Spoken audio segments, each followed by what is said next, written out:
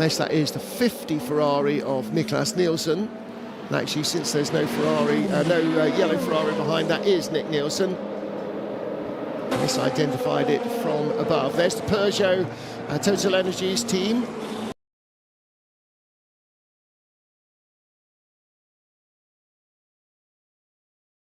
Mick Schumacher looking bushy-eyed and bright. Bright-eyed and bushy-tailed, one of those. So Sorensen in a battle for position with the Peugeot. And the second Peugeot, driven by Jean-Eric Vergne, 93. How close is he behind Harry Tinkle's 007? Not that close behind, certainly not as poised as these are. And it, I'm afraid, rather shows the disappointing pace of Peugeot after they've shown sparks of brilliance in the couple of races so far this season, and in grim conditions last year at Le Mans. They have not had the pace here. They don't seem to have picked up any speed, whereas everybody else has. And the fact that a car that's only 3 races old is challenging them for position when they're 3 seasons into this programme, 4th season of this programme, that's not great news for Peugeot. 2 cars on 2 different tyre strategies. The Aston Martin running the soft tyre right now and the medium tyre on the Peugeot.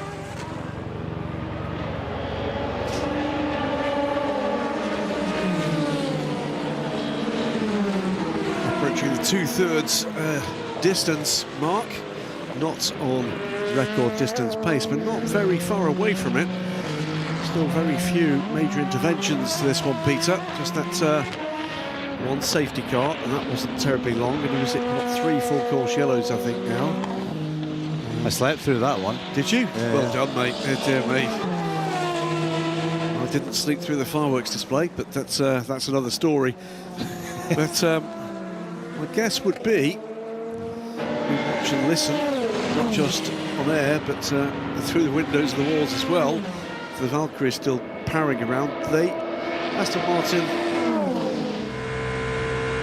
Thor team, Volta Racing team, must be delighted with the mileage they're getting on these Valkyries. I think we've just had 1 car in the garage I've spotted once. Right, yeah, I mean, I'm pretty sure they've gone into this race with the knowledge that, well, for them to win it would be a minor miracle. So let's just try and get the cars to the end. Let's pick up the pieces when other cars falter. And we heard radio transmission with the engineer, just to stick to the plan. We'll use our strategy. We'll get by that car 94, probably through the pit stops, and then yeah, hopefully for them they can, you know, I think best case scenario they make it to the top 10 in about 8 hours time. I think they'd celebrate that. Looking at some slow-mo pictures of some gloriously filthy race cars. Into full daylight.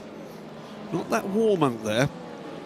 It's still a fair amount of high cloud cover here, so we're not going to get into the sweltering temperatures we had earlier this week here at the circuit. Well, in what, mid-30s just a couple of 3 days ago, and heavy rainstorm just cooled things down rather.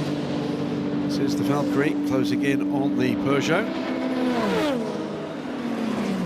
Marco Sorensen on Malte Jakobsen.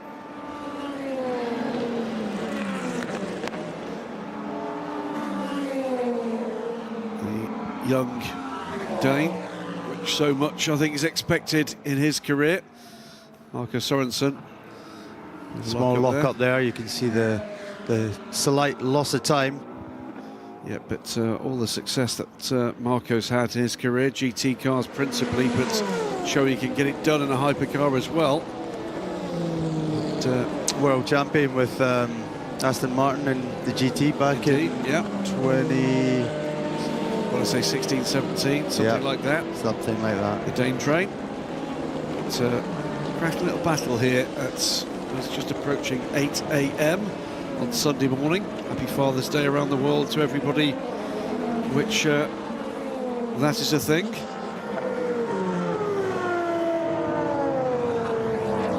Sorensen does not manage to pass the Peugeot before the latest of his pit stops. This will be pit stop number what, Marcus? So it's 21. So probably staying in the car. One more. The tyres probably going to stay on as well. So looking like it should just be fuel. 50 Ferrari, hands of Nick Nielsen. Nick wasn't feeling very well a little earlier this weekend. Bugs doing the rounds in this paddock, but it hasn't taken the pep out of his step. Climbs out of the 50 car, also down pit lane, Seb Bowie in the number 8 Toyota, still running a strong fourth, 30 seconds back from this car as they pitted. Still a 1-2 for Ferrari, the cars that are still out there outside of pit lane. It's the 51 for the 83, this car third. Best of the rest at the moment is that number 8 Toyota. Behind that, Cadillac, BMW, Porsche, BMW, Cadillac. And we're now into breakfast time here at Le Mans. A number of those will be left to reflect. They simply have not had the sustained pace to take the fight to Ferrari. Goes the extraordinary looking Valkyrie. Absolutely unique racing car. The look of it, utterly different from everything else here. In the GT classes, it's been a good night for the Monti First Form squad. Ricky Perra takes the 92 car out. Just noticing on the timing and scoring since I was last at the microphone, we've lost the number 54 Vista AF Corsa Ferrari. It's the latest retirement. Something about these breakfast hours, Peter, that you start to see teams stumble, maybe a couple of niggly faults begin to bite. Yeah. Fatigue, possibly from drivers, team crew. Pit stop's not quite as sharp as it used to be. So what happened to Andre Lotter's car? That was lost a wheel. I bumped into Andre in the paddock, went off trying to find a tea bag of all things. Drive-through is coming, by the way. Car 9, car 11, 13, 16, 27, 33, 51. The leader. The leader, 57, 77, 83, the second place car, 90, 92 and 183. All for yellow flags at Marshall's post 21. So both the leading cars will come through pit lane. That will not be enough on pace alone to allow the Cadillac that's sitting in third place to take the lead of this race, but it's going to take the shine off for the moment.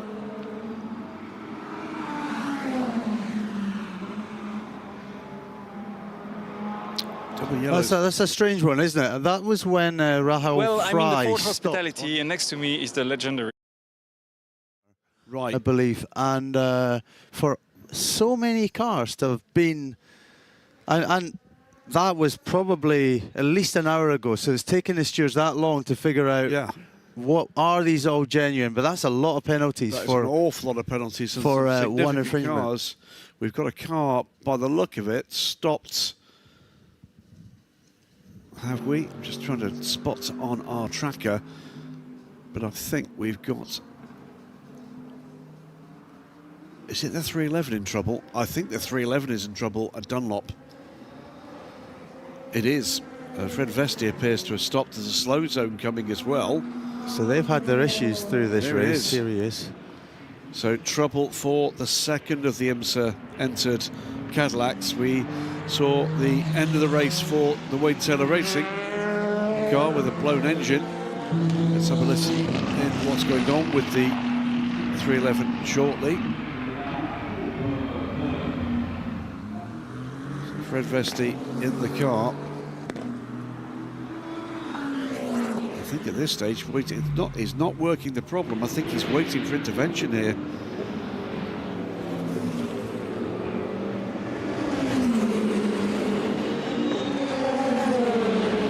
Not a nice place to be, but protected by those double yellows.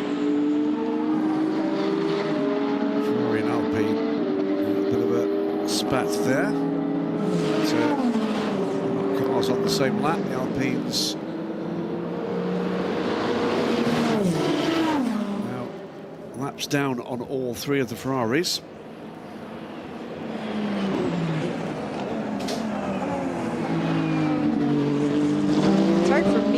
That Nick Yellowly could be a Le Mans rookie, and it should be hard for you to believe that too, watching at home, because the times were so impressive. Nick, you've never done this race before, and yet you're out there leading it comfortably, fighting against guys like Ollie Jarvis who have won it a couple of times. How do you feel in the P2 car? Yeah, well, I think the more laps I do, the more comfortable I get in it. It's quite different to the GTP car, but it's still a race car. So yeah, once you've done a few laps in it, at least on each weekend, you kind of build into it. I've got a great reference in Tom, who drives it all the time, so we lean off each other quite well, I think, and yeah, awesome to be here. It was nice to do the morning stint. Yeah, quite enjoyed myself there, had a bit of free track and really got into a rhythm and just tried to plug away and try and create a bit of a gap if we could. Now Tom's in for 3 or 4 stints, and then I think we'll just cycle between ourselves to the rest of the race. How exciting is that, with the possibility of actually winning the thing? You have experience, plenty of experience in GT cars. You've got experience in 2 different kinds of hypercars. How do you think that helps make you a better LMP2 driver? I would say just judging and knowing what the other people may be or may not be going through, and also where they're going to end up on the circuit, because there's lots of different places you end up in a GT car where you might not necessarily want to, but it just happens. And also the hypercars, you know, on outlaps, I know where they're going to really struggle and maybe where they won't. And also trying to be fair, because you notice if you're fair to the hypercar drivers at some stages in the LMP2, they'll also be fair when they're on an outlap, so that's nice. Which part of the circuit's been your favorite in real life? I know you're big on simulators. Yeah, I would say the Porsche curbs for me, to be honest with you. Yeah, the whole way through there and through karting, if you get a really clear lap and you can really go for it, it's pretty special. Good luck to you and the rest of the 43 crew. Thank you very much.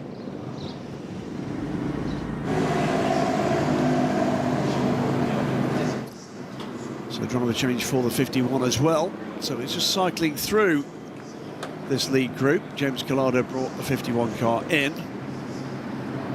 Who's next on rotation in that one, Peter? Well, Giovinazzi is aboard the car. Looking good for Ferrari right now.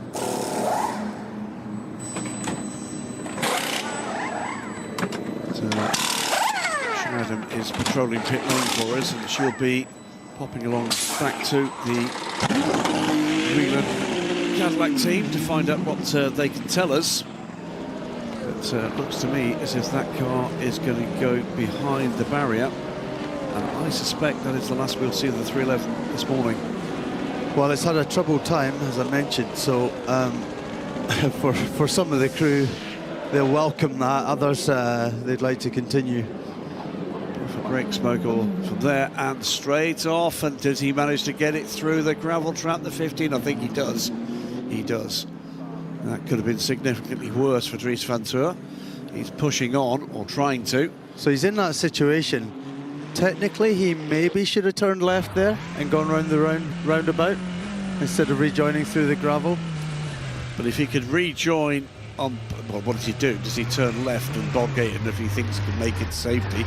That comes down to exactly what the instructions were in the driver's briefing, doesn't it? Exactly, and that's that all the drivers know that you have to obey Eduardo Freitas's instructions, so they might look at that, but I think his argument would be he was committed to the corner, he'd gone too deep, he had to turn right rather than left. Meantime, that's putting him at risk, with Michael Christensen on his outlap, just 7 seconds back from the BMW. Have to start a little bit. Giovinazzi leaves the pits. He's 17.5 seconds ahead of Robert Kubica, 51 Ferrari, of course, and a factory car ahead of the 83 privately entered, of course, a car that's led the race for 2 long periods. Then it's the 6 in the hands of Laurens Vanthoor, the first of the Porsches, Porsche Penske Motorsports Factory 963, a full minute back, pretty much. And we're going back to green flag racing around this track in, what is that, 35 seconds. Let's listen on. This is what happened with Fred Vesti. Have a listen.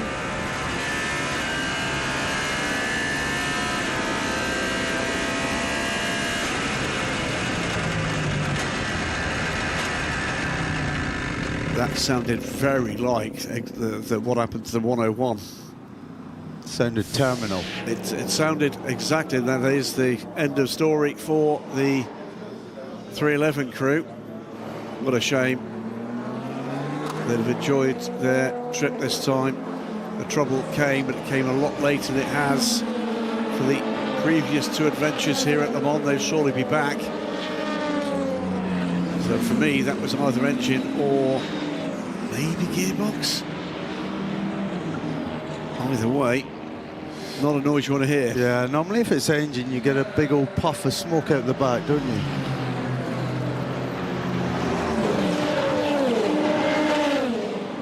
Shane, I'm sure, will be able to fill in a couple of gaps for us side by side between the 29 and the 37. These are not battling for position. So a bit of a battle pack there of LMP2 cars, with the 150 Ferrari amongst them. Class being led again by the 43 from Inter-Europol, Tom Dillman. 7 seconds to the good from Frank Pereira in the VDS Panis racing car. Roy Gray put in a fantastic stint in that car overnight, fending off Louis Delatraz.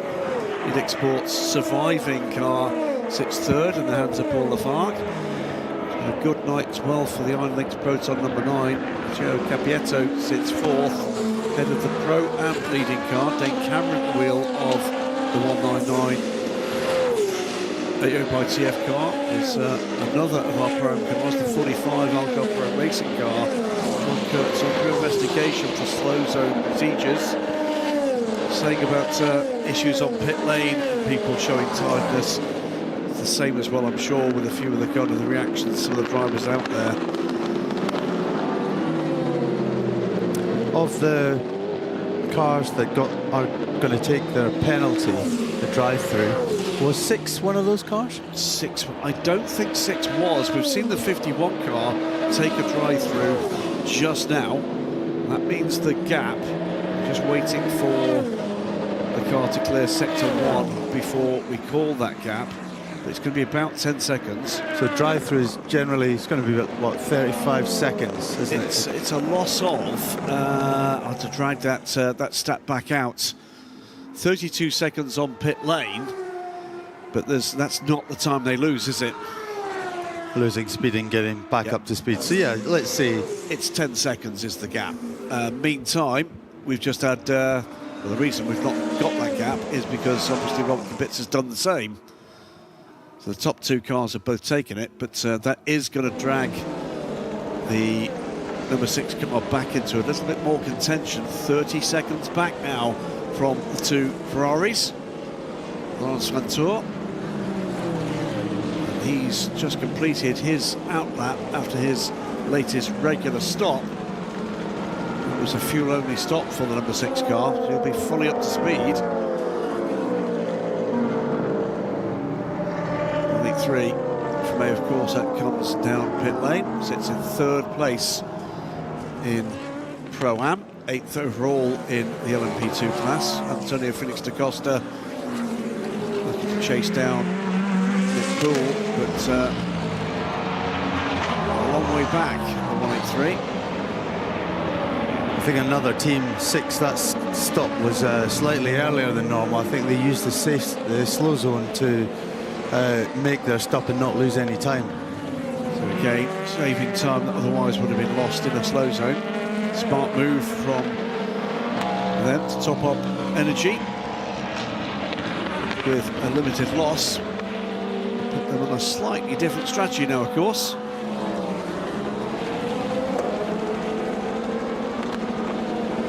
Definitely well into the realms of counting this race backwards rather than forwards strategically. But an astonishing amount of green flag running here. It's such a busy track. Easy to forget, Peter, that 62 cars, pretty much an all-time high here for the entry for the 24 Hours of Le Mans. Your time here as a driver, probably what, 50, 55 for the most part? Yeah, and it was a big thing to have Garage 56, wasn't it? It was indeed. That's not so long ago. It's not that long ago, decade or just a little bit more back. Since then, we've had the so-called granny annex, we've had the temporary pits that are now effectively permanent. We didn't get an announcement this week of an extension to the pit lane. I feel that's coming. Don't think it'll be long before we see the entry extended from 62 cars. Car 25, by the way, is the latest car to get a drive-through penalty. This time for a pit stop infringement. It's not been a race clockwork. Not been a race that's gone like clockwork for Algarve Pro Racing for either of their cars. 25 car sits down in 11th in LMP2. Successes for Algarve Pro Racing. It doesn't look as if this year is going to be their year.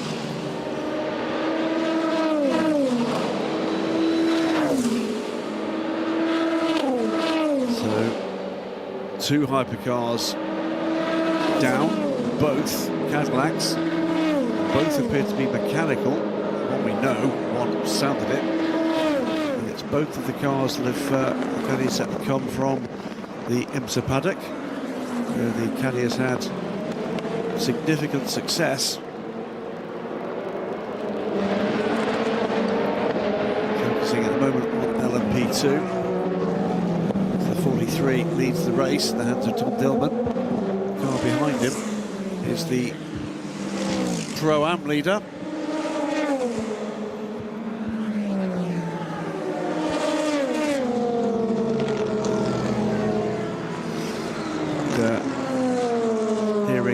Fred Vesti was reporting an engine problem. And I have to say, I mean, my recollection, Peter, is, well, rather than recollecting, let's go to Shay Adam. Shay, you're down with the Cadillac Whelan efforts. What have they got to tell you? They need to do some more investigating, but they simply lost drive. And where it happened, where Fred pulled off the track as he should have as a responsible driver, meant that they can't get the car back. So that means day done. But we'll be seeing more information in the coming days, I'm sure, as to what was the actual issue. But for now, they just can't make it go anymore. Thank you very much for that. Bad news for another of our visiting teams. Not a full World Endurance Championship issue, of course. Cars 009, 8 and 93, no further action, the yellow flag for any of those 3 cars, but we have had a number of cars taking those drive-through penalties. So we've got the 2 LMP2 class leaders, P2 and P2 Pro-Am, but a lap apart. All but, so the 199 trying to get back onto the lead lap. With Dillman and Dane Cameron here, the yellow and green car threading the needle there between the TDS car and the Lexus. Here comes the 199 to the inside with the hypercar up the inside of that. This is going to be Dane Cameron doing what he can, as safely as he can, just to put the AO by TF car in a position to be able to take advantage should we get another safety car. That's the main point of this manoeuvre at this point, Peter. Yeah, it's an interesting one because, okay, they're kind of in different classes, but if I'm Dane Cameron, I kind of want to win overall in LMP2, regardless of whether I'm Pro-Am or not. Absolutely, and that's the option here. My understanding of the way this will work at the end is the Pro-Am cars will have their own podium, but in the overall order, because let's face it, that's the way we've operated this entire race, should a Pro-Am car get onto the overall podium, that's where they will stand as well. So potential for 2 trophies. Here's a drive-through penalty confirmed for the 45 Algarve Pro Racing car at the moment in the hands of George Kurtz. That's a drive-through for slow zone infringement. Dane Cameron's not giving this one up, is he? Well, yeah, the worst-case scenario for Tom Dillman is if Dane Cameron makes a small error and taps him into a spin or something like that. But can't relax. Frank Pereira is only 4 seconds back, by the way, from the Inter-Europol car. At what point, if you're Inter-Europol, do you say just let him go? If he's clearly got the pace, then yeah, it wouldn't be a bad idea, and then he could drag you along. But if you end up giving him that space, yes, conceding, and then he ends up holding you back, and you get trapped in between, you know, between fast catching Frank Pereira, then yeah, it's not the right thing to do. So a tricky strategy. It's a tricky moment, isn't it? Tired eyes, I'm sure, on the pit wall as well. They'll be looking at whatever data they can drag out of their systems. What pace have we got? What pace have we seen for the 199? What's the trend we're seeing from the chasing car? And making that decision. The other option, of course, is that Dane Cameron makes the decision for them by passing. George Kurtz on pit lane now to take that drive through. Well, one thing's for sure, Tom Dillman will know all about it from his radio contact. The team will say it's not for position, and they'll be discussing on what they do. Yeah. Robert Kubica, by the way, on the move, and a very rapid lap time coming in right now at 3:27.331, better part of 2 seconds quicker than the leader, Antonio Giovinazzi. Robert is knocking on the door and saying, we've got pace here, we want this. Well, they've come from way down on the grid, haven't they? And they worked their way up. They've led the race. They've been in the top 3 for quite a while. I kind of